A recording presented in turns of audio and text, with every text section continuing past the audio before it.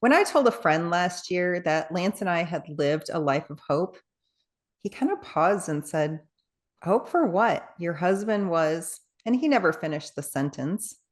Yes, we knew that Lance had a terminal illness. And when I say that we lived a life of hope, we weren't hoping for a miracle or complete healing, but we did live with hope for a good day or a good appointment, or at the very least, not a bad appointment. About 10 years before Lance passed away, we were driving home from a rheumatology appointment and we were quietly celebrating. And I asked him a question and he didn't answer. And I asked him again and he still didn't answer. And I could see out of the corner of my eye, he was just holding his water bottle. And I was starting to get a little bit irritated because he hadn't answered me. And so I turned and I looked at him and he was having a seizure. So I ended up having to pull over and call 911. And they came and picked him up and took him to back to the hospital. And I followed them back and I was a few miles behind them. And when I got there, the paramedics had just come out from the emergency room and they told me that he had had another seizure right as they got to the hospital. And then he ended up having two more when they were trying to do a CT scan. So they had to intubate him and they put him in the ICU. And I had to talk to the resident to kind of let her know what happened during the day. And when I started telling her about the appointment, I said, we were driving home and we were just quietly celebrating that appointment. And she looked down and kind of scanned the notes for the appointment that day. And she looked up at me a little bit puzzled and said, "What were you celebrating?" And I said, "It wasn't a bad appointment." And that was it. Nothing bad had happened. After so many years of medical appointments and treatments and procedures, our hope going into any appointment was that it wouldn't be a bad appointment. And when our hope was realized, we celebrated. We celebrated everything. We celebrated all the good things and we celebrated all the things that were not bad. I love that story. I love how real it is and that you're able to share something that I don't think most people ever get the chance to experience, which is that real true hope is something that can carry you through a hard time.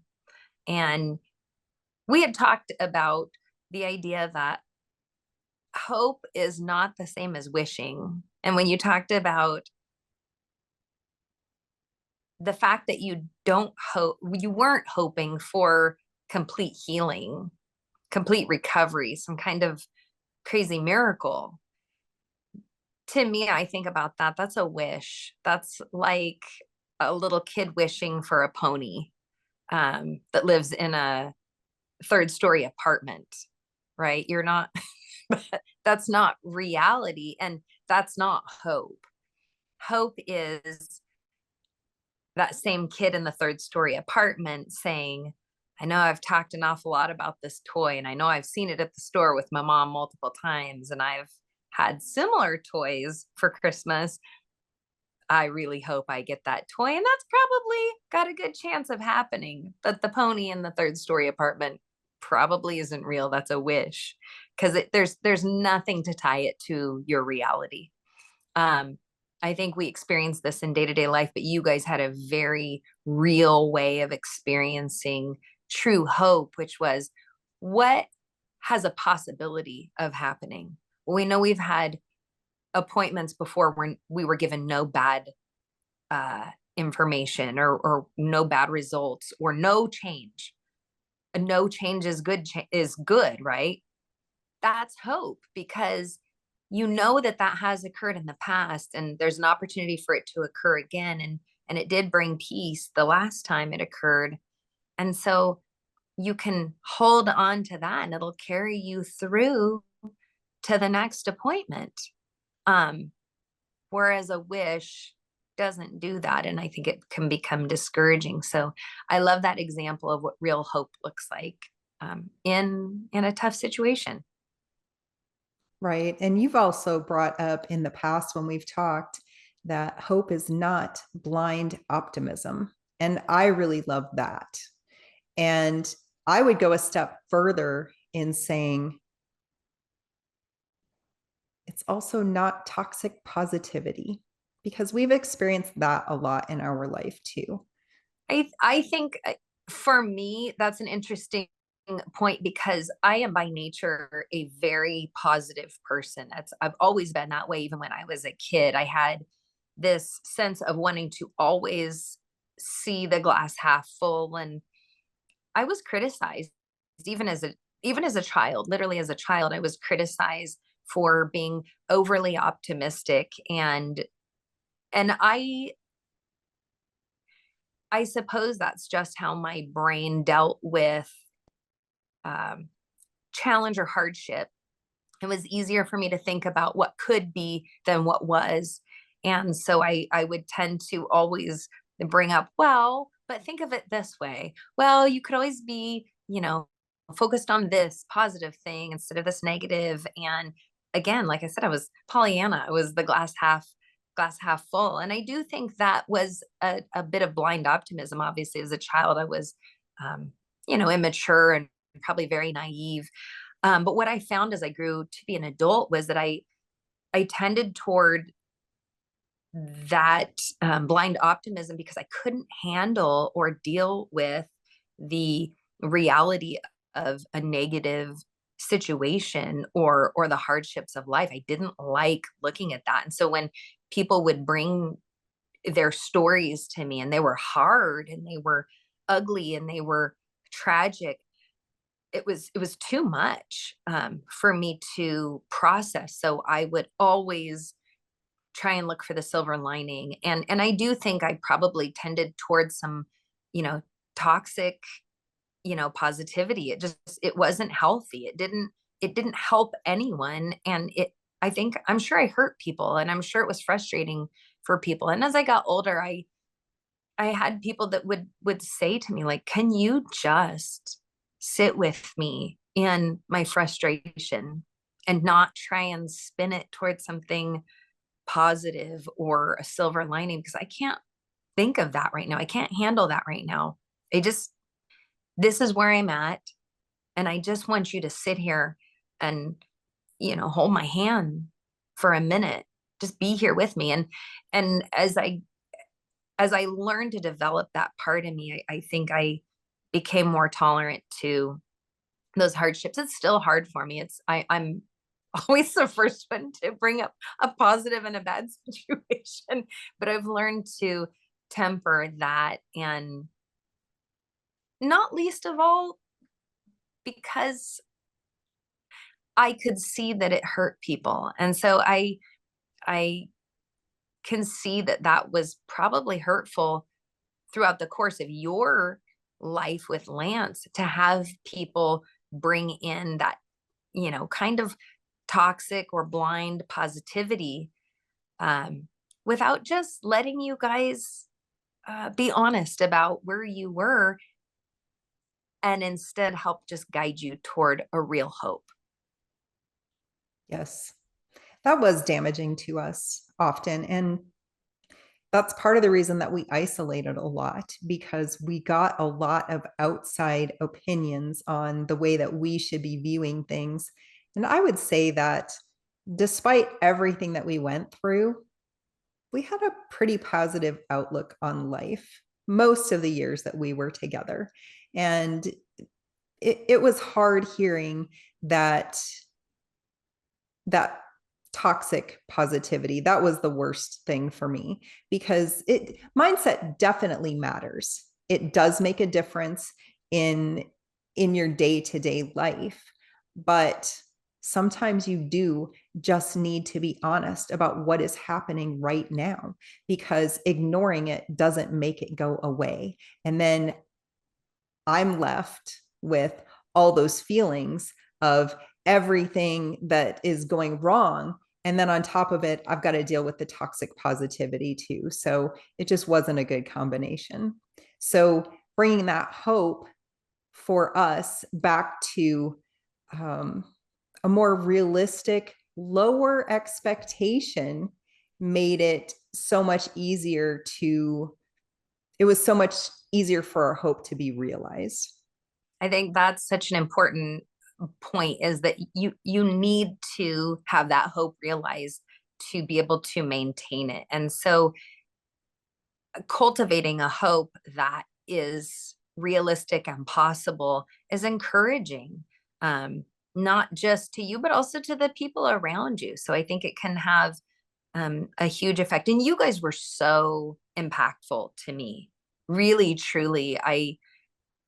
I just remember meeting you and being blown away by the fact that you weren't just miserable and tough to be around. And we've all been around people like that, who they have something bad happen to them, or they live in a bad situation, or whatever is going on in their life.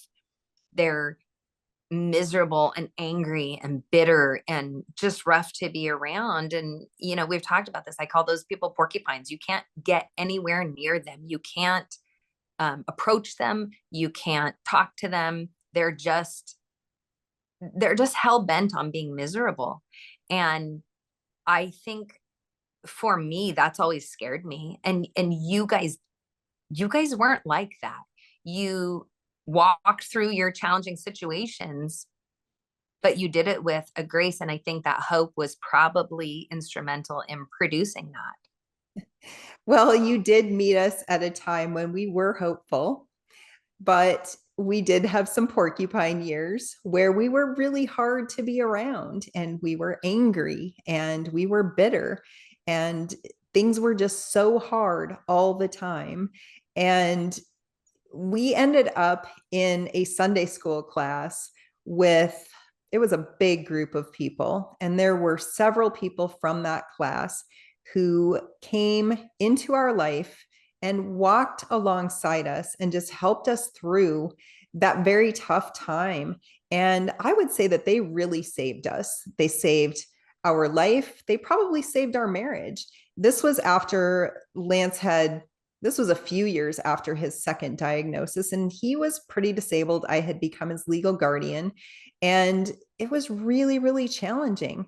And when these people came along and just allowed us to be who we needed to be instead of living with that toxic positivity or the, you know what you should do, they were just there and they sat with us. And that was what helped us get back to that life of hope. Did you find that being purposeful in maintaining that hopeful attitude, do you feel like that impacted the people around you, that it helped others around you to kind of cultivate the same thing? I I think that it did help in some ways. I don't know that it helped their hope, but it helped them. It was easier for them to be around us because they're, like I said, we had our porcupine years and nobody wanted to be around us then. So when you live a life of hope and also gratitude, which we've talked about in another episode, when you live a life of hope and a life of gratitude, you're so much easier to be around. I do think that the living the life of hope may have been detrimental in some ways to us because I think it made people who were maybe living in a little bit of denial, it made it easier for them to live in denial because they looked at us and thought, well, they're happy. They're living with hope. They're living with gratitude. What's really wrong with them? And so I think that in some ways it did damage us, but I don't think that that was because of us. I think that that kind of gave some people an excuse who were already living in denial. I can totally see that. I think I I because of my tendency toward blind optimism, um because of my tendency and my personality, I've found that for myself that I would be going through hard things and people had no idea because I didn't talk about those things because I didn't like looking at them. I didn't like noticing the really bad things in my life. I didn't like noticing the hard things in my life. It was easier for me to just go look at something good and ignore the things that I was going through. So I don't think I carried that out in a healthy way. I think um, I created that space for people to think everything was great and well and fine in my life, and learning that genuine hope was not the same as wishing for a miracle. That was huge for me as I got older and learned to deal with those things. So I just love that you guys found a way to implement that in your life. How how would you, what kind of advice would you give for people who are supporting a caregiver or someone in that situation or somebody just going through a hardship um, in helping them to cultivate hope? I think maintaining a hopeful attitude doesn't mean ignoring the reality of the situation. And it's something that we've already talked about here is just coming alongside and sitting with people and just allowing them to be wherever they are at. And this is another one of those things that is such a personal journey. To live a life of hope is something that you've already stated you need to cultivate that. And it's something that only you can do yourself. And cutting out the toxic positivity, cutting out the blind optimism, and just being realistic about the things that are happening. And if you see someone that is just being dragged down into that hole of despair, you definitely want to do something to help get them out of that. But those are not the ways to do that. Just be there with them and love them where they're at, because sometimes that's all a person needs. And you can look back on that a day or two later, maybe a week, and just see how much that helped you. I think that that is something that just really helped us build our hope back up when we had lost it. And I've heard you say that just simply acknowledging that someone's going through something hard is so useful and helpful, and that's something I didn't learn until later in life. I didn't like speaking those things. It was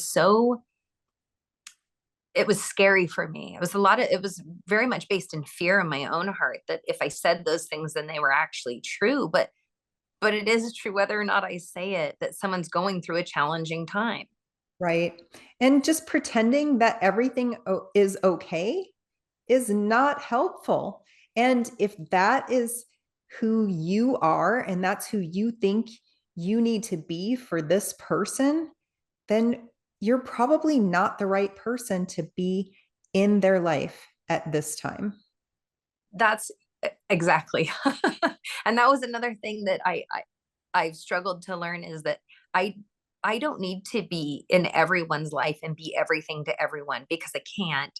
Um, I'm I'm a people person by nature, so I tend to want to be in people's lives, encourage, support. I'm kind of a natural born cheerleader, and so I tend to take on that role so easily.